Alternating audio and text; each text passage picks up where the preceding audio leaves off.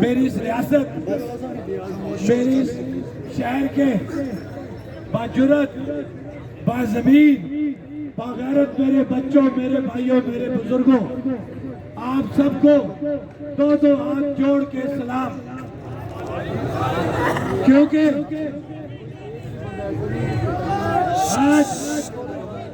आज इस रियासत ने, ये रियासत नहीं रही, ये डाइन बन चुकी है।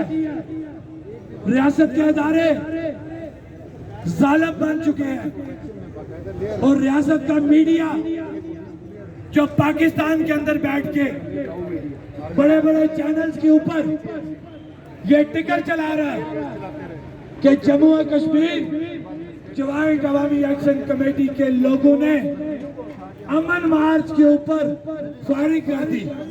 लानत है तुम पे, पाकिस्तान के, लानत है पाकिस्तान के ऐसे इलेक्ट्रॉनिक और प्रिंट मीडिया के ऊपर। दुनिया चांद पे पहुंच चुकी है। बेगैरतों, बेशर्मों, हमारे पास सारे सबूत मौजूद है। तुम किस बात पे, तुम ब्रिगेडियर फाइक के कहने पे उसको अपना बाप बनाते हो, ऊपर झूठी खबरें लगाते हो।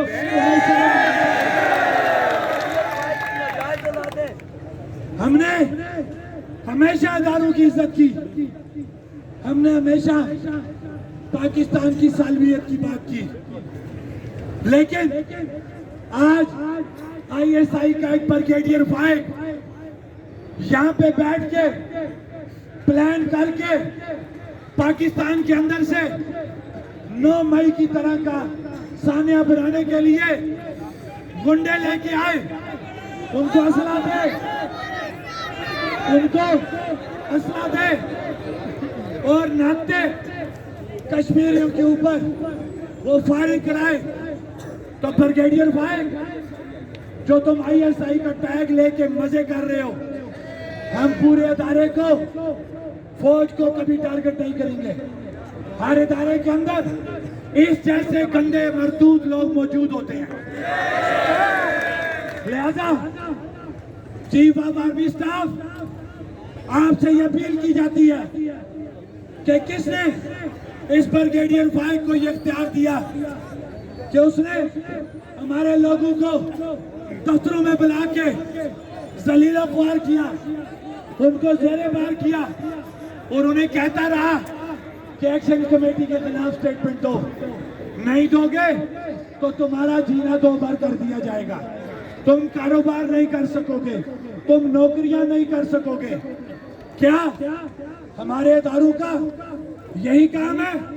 नहीं, हमारे इदारों का काम बॉर्डर्स पे जाके डिफेंस करना है।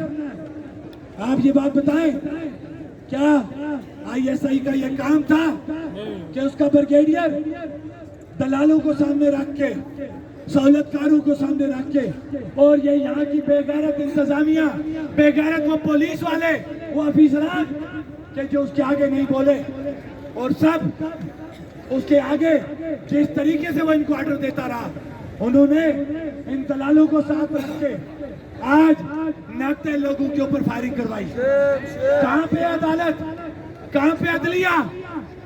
क्या ये कानून गरीब के लिए नहीं चलेगा? इस तरीके से नहीं होने देंगे रियासत के अंदर इस तरह दोहरा म्यार। हमारी पुरअमन एहतजाज, पुरअमन तहरीक है जो पूरी दुनिया ने देखी है, अपने बुनियादी हकूक की खातिर वो तहरीक है। तो मैं ये पूछना चाहता हूँ चीफ ऑफ आर्मी स्टाफ आपसे, वज़ीर आज़म पाकिस्तान आपसे, कि कौन सा हमने जुर्म कर दिया, हम कश्मीरियों ने कौन सा इतना जुर्म कर दिया कि वहां पे तो मकबूजा कश्मीर के अंदर एक काफिर हमारे कश्मीरियों को मार रहा है। तो तुम्हारे पास क्या इसका जवाब है कि आजाद कश्मीर के अंदर हमारे मुसलमान इदारों के लोग दफ्तरों में बैठ के अपने आलाकारों को साथ रखते हुए, इंतजामिया और पुलिस की सपोर्ट देते हुए नाते मुसलमान कश्मीरियों के ऊपर फायरिंग करवा रहे हैं। फिर तुमसे ये सवाल तो बनता है कि उस काफर में और तुम में क्या फर्क बाकी रहा? ये मुनाफिक है, वो काफिर है। तुम किस आजाद रियासत की बात कर रहे हो? ये आजाद रियासत है कि जिसके अंदर अपना हक मांगो तो तुम्हें गोलियां मारी जाती है। तो तुम किस तरीके से उस काफिर को दुनिया के अंदर ये कहते हो कि वो जालिम है?